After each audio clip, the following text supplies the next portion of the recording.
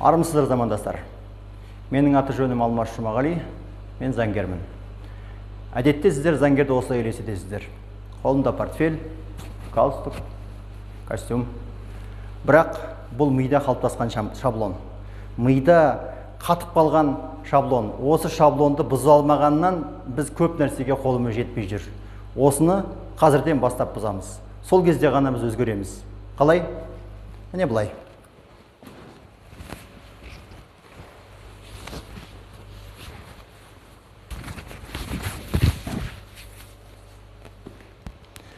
Сіз өміріңізде бір заңды ұстап көрдіңіз бе қолыңызға?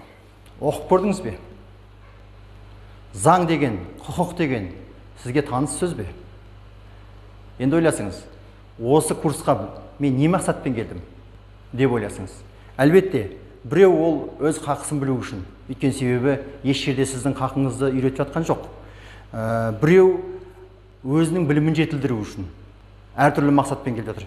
Біреу шынымен де қазіргі күні көп теперіш көріп, әртүрлі жағдайларда әркімнің ұстағанның аузында, тістегеннің қолында жем болып жүргеннен кейін өз хақымды талап етейін деп келіп тұр.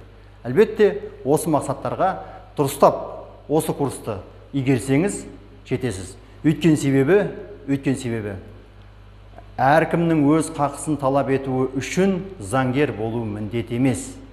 Заңгер болу міндет емес.